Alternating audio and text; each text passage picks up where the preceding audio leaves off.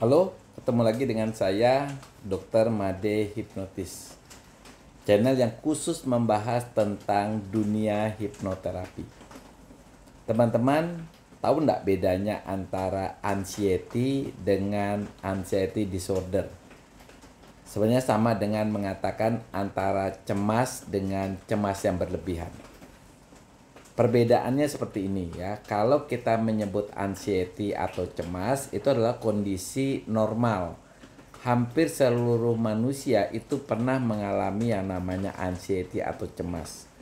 Rasa takut, rasa khawatir kita itu justru membuat kita menjadi waspada akan bahaya. Sifat anxiety atau cemas yang membuat kita bisa hidup sampai sekarang. Karena kalau kita tidak ada rasa cemas dan rasa khawatir, kita bisa kebablasan dan itu bisa membuat kita celaka. Tetapi yang jadi masalah, kadang-kadang rasa cemas ini ketika berlebihan itu menimbulkan suatu penyakit. Bahkan bisa membuat orang tidak bisa move on dari sesuatu. Misalnya, kita cemas terhadap sesuatu hal yang membuat kita tidak berani kerja, kita tidak berani keluar rumah, kita tidak berani berkarya, bahkan kita bisa masuk rumah sakit karena asam lambung, kita bisa masuk rumah sakit karena pusing berputar, kita tidak memiliki kekuatan dan tenaga. Nah, berarti bedanya adalah yang satu berlebihan, yang satu adalah normal. Jadi teman-teman, ketika kita mengalami cemas, rasa khawatir, biasanya itu bisa mengganggu fisik kita. Sering sekali cemas yang berlebihan itu membuat kita mengalami kondisi fisik seperti keliengan, ya. Kemudian badan kita terasa kaku, lemes, ya, terutama di daerah leher. Kadang-kadang rasa sakit yang bisa di mana saja, bisa di dada, bisa di perut, bisa di pinggang. Kemudian kelemahan badan, rasa khawatir itu bisa juga membuat seseorang tidak bisa tidur. Nah, ini kita anggap suatu kondisi cemas yang berlebihan, kondisi anxiety disorder. Artinya, ketika Anda mengalami ini, berarti Anda harus diobati, disembuhkan ya. Nah, teman-teman, bagaimana kita menyembuhkan seseorang atau kita sendiri yang mengalami kecemasan yang berlebihan? Teman-teman harus tahu bahwa yang namanya cemas atau anxiety itu bersumber dari pikiran kita. Ya, sumbernya dari mana? Yaitu dari pikiran kita yang paling dalam. Kenapa dia bisa masuk sampai ke pikiran yang kita paling dalam? Dia masuk melalui panca indera kita, lewat apa yang kita baca, apa yang kita lihat, lewat pendengaran kita, apa yang kita dengar, dan termasuk pengalaman hidup kita.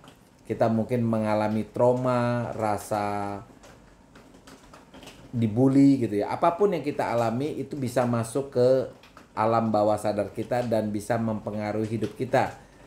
Pengaruhnya itu bisa terjadi 10 tahun lagi, 20 tahun lagi, yang entah bagaimana tiba-tiba kita mengalami yang namanya cemas, takut terhadap apapun, misalnya takut kesendirian, takut akan masa depan, takut untuk memulai sesuatu, ya, takut apa saja. Nah, ketika teman-teman sudah mulai menyadari bahwa teman-teman mengalami yang namanya anxiety disorder, teman-teman harus sadar, anxiety atau cemas itu berasal dari pikiran kita, dari perasaan kita.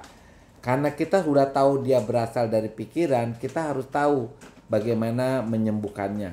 Teman-teman bisa menyembuhkan diri sendiri dengan cara dua, yaitu afirmasi dan visualisasi. Karena dua teknik ini teman-teman bisa lakukan sendiri di rumah. Tetapi ketika dua teknik ini teman-teman rasa susah, teman-teman bisa pergi ke psikolog ya.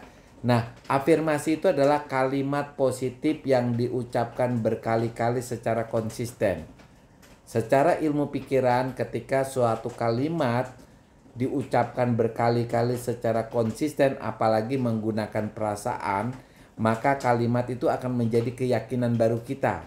Yang tadinya kita mungkin jadi orang yang takut, itu menjadi seorang yang pemberani. Yang tadinya gelisah menjadi orang yang tenang. Yang tadinya pesimis menjadi optimis.